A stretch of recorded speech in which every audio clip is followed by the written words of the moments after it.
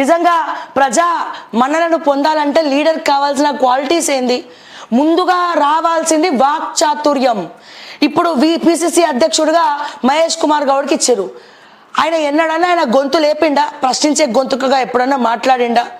అంత వాక్చాతుర్యం ఉందా ప్రజలలో? ఒక మైకు పట్టుకొని మాట్లాడాలంటే వాళ్ళు ఇచ్చే స్పీచ్ గుండెలకి ఇట్లా దూసుకపోవాలి. ఈ రోజున డమ్మీ క్యాండిడేట్ తెచ్చి పెట్టారు. ఎందుకని? రేవంత్ రెడ్డి గారు మాట అయినటోడే ఉండాలి పిసిసిగా. ఈ మధు యాష్కి గౌడ్ వినడు, ఎందుకంటే ఎప్పటి నుంచో ఉన్నాడు కాంగ్రెస్లో సీనియర్, ఇయ్యద్దు. సో ఇట్లా మరి ఆయనని భర్తీ చేయాలంటే ఈయనకు పెట్టాలి. రకరకాల ఈక్వెషన్స్ ఉండొచ్చు. మరి ఇది కూడా అది సునీల్ కనుగోలు ఐడియానేనా? మరి హైడ్రా దయచేసి మీరు కమ్యూనిటీలో పోస్ట్ పెట్టండి. ఈ హైడ్రా అనేది సునీల్ కనుగోలు ఐడియా అయితే ఈ హైడ్రా 6 గ్యారంటీల ఐడియా ఇచ్చింది సునీల్ కనుగోలే కదా. మరి హైడ్రా ఇచ్చింది కూడా సునీల్ కనుగోలేనా? మీరేమనుకుంటున్నారు? దయచేసి తెలియజెప్పండి. దయచేసి చెప్పాలి, మీరు దయచేసి చెప్పాలి. రేవంత్ రెడ్డి గారు మీరు ఏదో ప్రణాళికలు రచిస్తున్నారంట ఛానల్ లేకుండా చేద్దామని. నన్ను టచ్ కూడా చేయలేరు. తీసుకుపోయి బొక్కలు పెట్టారు అనుకో, నేను చంద్రబాబు నాయుడుతో ఫోన్ చేయించుకుంటా, అవసరమైతే రాహుల్ గాంధీతో చేయించుకుంటా, అవసరమైతే ఇంకోటితోనే చేయించుకుంటా. తెలివితేటలు భలే ఇచ్చిండండి భగవంతుడు నాకు. ఏమున్నా లేకపోయినా ప్రజల సపోర్ట్ ఉంది, తెలివితేటలు కూడా ఉన్నాయి. ఇవి చాలు బతకనికి, మనిషి బతకనికి. ఇంకేం కావాలండి? అర్థమైందా? ఈ పాటికే ఇక్కడ మీరు ఏమేమి మాట్లాడుతున్నారో అన్న అక్కడ అందిస్తున్నాం మేమే. ఇది గుర్తుపెట్టుకోండి. అర్థమైందా? అండ్ ముఖ్యంగా నేను చెప్పేది ఏంటంటే, దయచేసి ఇక్కడ ఈ స్ట్రాటజీ అంతా ఇచ్చేది ఎవడు? సునీల్ కనుగోలు చెప్పినట్టే రేవంత్ రెడ్డి పరిపాలిస్తుండు. మరి రేవంత్ రెడ్డి ఫెయిల్ అయితే, తెలంగాణలో గవర్నమెంట్ ఫెయిల్ అయితే సునీల్ కనుగోలు కూడా ఫెయిల్ అయినట్టే కదా. మరి నేను చెప్తున్నా, ప్రతి రాష్ట్రంలో చెప్తున్నా, ఈ సునీల్ కనుగోలుకి మాత్రం ఎవ్వడు ఇవ్వకండి మీరు ప్యాకేజీలు. ఎందుకంటే తెలంగాణ గవర్నమెంట్, కాంగ్రెస్ గవర్నమెంట్ పరిపాలన ఫెయిల్ అయిందంటే సునీల్ కనుగోలు ఫెయిల్ అయినట్టే. నువ్వు ఈయన సునీల్ కనుగోలు లాంటి వాడిని తీసుకుపోయి వేరే రాష్ట్రంలో పెట్టినావు అనుకో, అక్కడ కూడా ఇదే చింతపండు భజన. ఇప్పుడు చింతపండు లాంగ్వేజ్ మా రేవంత్ రెడ్డి గారు కొత్త లాంగ్వేజ్ మొదలుపెట్టాడు. చింతపండు లాంగ్వేజ్ అంటుండు ఆయన. సో చింతపండు చేస్తారు మళ్ళీ అక్కడ పోయి. ముందుగానే చెప్తున్న హర్యానాలో లేకపోతే ఇంకెక్కడనో తెలంగాణలో ఫెయిల్ అయిందని చెప్పి స్వయాన ఎవరన్నారు? తెలంగాణ కానీ కర్ణాటక కానీ ఇక్కడ గవర్నమెంట్ ఫెయిల్ అయిందని చెప్పి ఎవరన్నారు? ప్రధానమంత్రి అంతటి వారు క్షమించాలి, తెలంగాణలో మాట్లాడుతున్నప్పుడు అంటే లాంగ్వేజ్ ఇట్లనే ఉంటుంది. అప్పుడప్పుడు డూ అని వస్తుంది. దాని గురించి కూడా కొంతమంది కమెంట్స్ పెడతారు. అంత మాత్రాన్ని రెస్పెక్ట్ అయినట్టు కాదు, అది ఫ్లోలో అట్లా వచ్చేస్తుంది. బట్ ఎనీవేస్ భారతదేశం మొత్తానికి ప్రధాని అంతటి వాళ్ళు మోడీ గారు ఒక సభలో నించొని కర్ణాటక తెలంగాణ 2 ఫెయిల్ అయినాయి, ఎవరన్నా హర్యానాలో ఓట్లేయాలనుకుంటే తెలంగాణ అండ్ కర్ణాటకలో పాలన చూసి ఓట్లేయండి అని చెప్పి పిఎం మాట్లాడిందంటే అది మామూలు విషయమా? అంటే తెలంగాణ మీద ఎన్ని రిపోర్ట్లు మోడీ గారు తెచ్చుకొని ఉండాలా? ఎంత అట్లా మాట్లాడి ఉండాలి? కొంతమంది బ్యాచ్ ఉంటుంది, ఇక మోడీ గారు ఇట్లా మాట్లాడినా కానీ ఈమె బీజేపీ బఫూన్ అంటారు. ఇక ఫ్యాక్ట్స్ తెలుసుకోరు, బీజేపీ బఫూన్. కొంచెం ఇట్లా మాట్లాడగానే వాడికి అమ్ముడు పోయినావు, వీడికి అమ్ముడు పోయినావు. వీళ్ళు వచ్చి చూసినట్టే సీసీ కెమెరాలు పెట్టి. అమ్ముడు పోయిన వాళ్ళేమో ఏం చేయరాడా, అమ్ముడు పోయినలేమో గాలికి తిరుగుతూ ఉన్నారు, ఏం చేయరు. సో ఎట్లుంటుందంటే పరిస్థితి, అది మామూలు విషయమా అండి? హర్యానాకి పోయి తెలంగాణ కర్ణాటక పరిపాలన చూసి మీరు అక్కడ కాంగ్రెస్కి ఓట్లేయండి, అక్కడ దాన్ని చూసి దీన్ని ఒక సుమోటోగా తీసుకొని మీరు ఓట్లేయండి అని ప్రధానమంత్రి అంతటి మనిషి. మరి మోడీ గారు మాట్లాడితే ప్రపంచం మొత్తం వింటది, ప్రపంచం అంతా ఫాలోవర్స్ ఉన్నారు, వేరే దేశాల్లో కూడా ఫాలోవర్స్ ఉన్నారు. అంత ఫాలోవర్స్ రావడానికి కారణం కూడా ఇప్పుడు ఏదైతే రేవంత్ రెడ్డి గారు యూట్యూబ్ ఛానల్స్ పీకి పడేస్తాం అన్నట్టు మాట్లాడిండో ఆ యూట్యూబ్ ఛానల్సే కారణం, ఆ సోషల్ మీడియా ప్లాట్ఫామ్సే కారణం.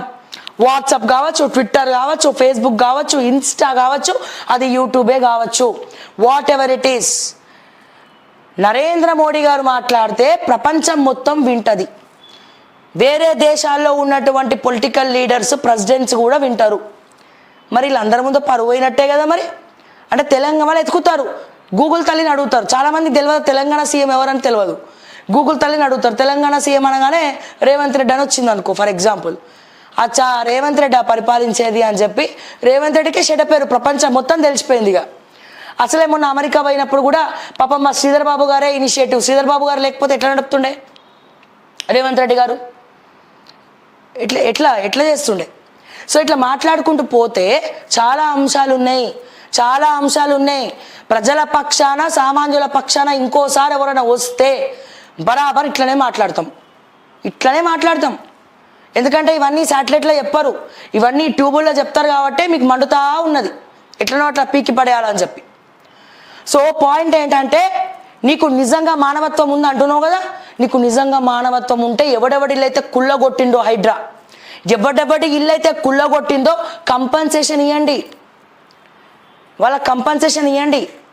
నా దగ్గర పైసలు లేవు అడ్వకేట్ని పెట్టడానికి.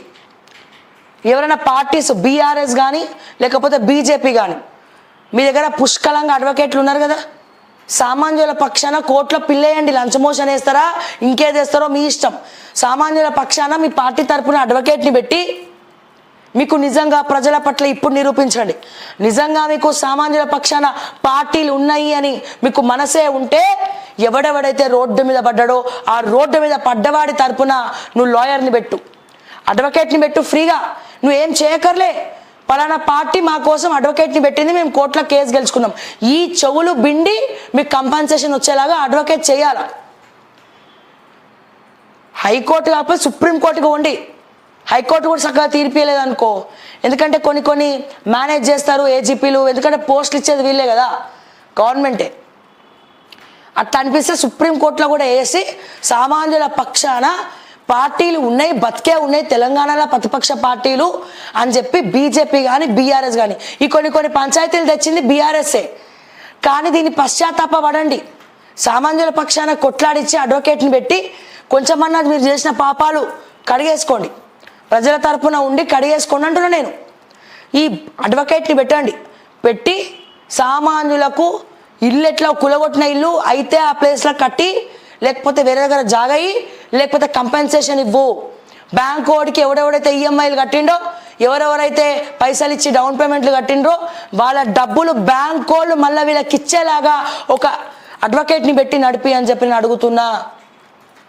సామాన్యుల పక్షాన మీకు నిజంగా సామాన్యులు అంటే బీజేపీకి ప్రేమే ఉంటే, బీఆర్ఎస్కి ప్రేమే ఉంటే మీది డ్రామాలా నిజమైన ట్రోమాలా అని చెప్పి వాళ్ళు అర్థం చేసుకుంటారు. సామాన్యుల గల్లీకి బొండి ఎక్కడెక్కడ హైడ్రా బుల్డోజర్ పెట్టిందో, ఏడేడా కుళ్ళగొట్టిందో వాళ్ళ పక్షాన అడ్వకేట్ని పెట్టి ఆ ఖర్చులన్నీ ప్రతిపక్ష పార్టీలు భరించి హైకోర్టులో తీర్పు తీసుకురండి. హైకోర్టు కాకపోతే సుప్రీంకోర్టుకు పోండి, సామాన్యుల పక్షాన ఈ పార్టీలు ఉన్నాయని చెప్పి నిరూపించుకోండి అని చెప్పి నేను మరొక్కసారి ఈ సందర్భంగా తెలియజేస్తా ఉన్నా. ఇక్కడ వీళ్ళు కాంపన్సేషన్ ఇస్తలేరు. పోనీ మై హోమ్ దగ్గరికి పోయి కులగొట్టంటే కులగొట్టారు, పొంగులెట్టిది కులగొట్టంటే కులగొట్టాడు, రెడ్లకుంట చెరువులో రెడ్డి గారి ఇల్లు కులగొట్టమంటే కులగొట్టాడు.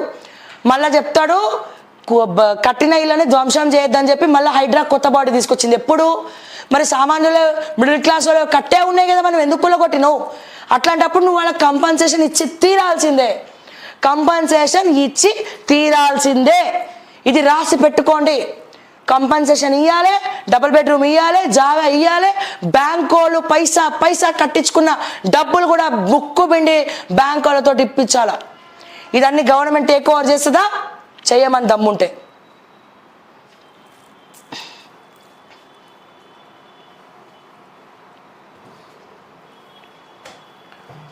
సో నేను అడుగుతున్నా, సునీల్ కనుగోలుని అడుగుతున్నా, పోయి రేవంత్ రెడ్డితో మాట్లాడు. ఏం మాట్లాడతావు? అన్నా రేవంత్ అన్నా తెలంగాణలో ప్రజలు తిడుతున్నారే, పొట్టు తిడుతున్నారు. హైడ్రా సామాన్యుల మీద బుల్డోజర్ పెట్టినావు, పెద్ద కన్స్ట్రక్షన్ వాడిని వదిలేసినావు, లేక్ వ్యూ అపార్ట్మెంట్లు వదిలేసినావు, మై హోమ్ భూజా వదిలేసినావు, తర్వాత అవతార్ వదిలేసినావు, నువ్వు వర్టెక్స్ని వదిలేసినావు రేవంత్ అన్న, ఇంతమందిని వదిలేసినావు, రాజపుష్పని వదిలేసినావు రేవంత్ అన్న, రాజపుష్పని వదిలేసినావు రేవంత్ అన్న, వర్టెక్స్ని వదిలేసినావు రేవంత్ అన్న, వంశీరాని వదిలేసినావు రేవంత్ అన్న. ప్రజలు ఎవడెవడి మీద అయితే బుల్డోజర్ పెట్టి రోడ్డు మీద నిలబడినారో వాళ్ళందరూ చీ అంటున్నారు రేవంత్ రెడ్డి గారు అని చెప్పి మిస్టర్ సునీల్ కనుగోలు నువ్వు పోయి చెప్పు రేవంత్ రెడ్డికి. నువ్వు చెప్తేనే వింటారు. ప్రజలకేం కావాలో చేయరు. ప్రజలకేం కావాలో స్ట్రాటజిస్ట్ వచ్చినప్పటి నుంచి ఏమైపోయిందంటే ప్రజలకేం కావాలో అది చేయరు. స్ట్రాటజిస్టులు చెప్తేనే చేస్తారు. పోయి రేవంత్ రెడ్డికి చెప్పు. లేకపోతే ప్రజలందరూ, నేను చెప్తున్న విద్యార్థులారా, నిరుద్యోగులారా, అండ్ అదే రకంగా తెలంగాణ ఎవడెవడైతే సోషల్ మీడియా అకౌంట్లు వాడతారో వాళ్ళందరూ కూడా హర్యానాకి ట్యాగ్ చేయండి. సునీల్ కనుగోలు స్ట్రాటజిస్ట్ 6 గ్యారెంటీలు ఇచ్చిండు మేనిఫెస్టోలా. ఒకటి ఉచిత బస్సు తప్ప అన్ని తుస్సే. ఆ మహిళ ఉచిత బస్సులు కూడా పెట్టి అందరు కొట్టుకుంటుండ్రు. మొగోళ్ళకైతే కూర్చొని కూడా ప్లేసులు లేవంట. ఇదే అవుతుంది పంచాయతీ, ఇంకా అంతకుమించి ఏం అవుతలేదు ఇక్కడ. సో నువ్వేం చేయి, నువ్వు అక్కడ ఓట్లు వేయకండి అని చెప్పి మొత్తం సోషల్ మీడియా ఉద్యమం మొదలు పెడతాం. అర్థమైందా? సునీల్ కనుగోలు నువ్వు పెట్టిన కంపెనీ కూడా జెండాపై కపిరాజు అయిపోతుంది. రేవంత్ రెడ్డికి చెప్పి ఇమీడియట్గా నువ్వు మారుస్తావా, తీరు మార్చుకుంటారా, కంపెన్సేషన్ ఇప్పిస్తారా?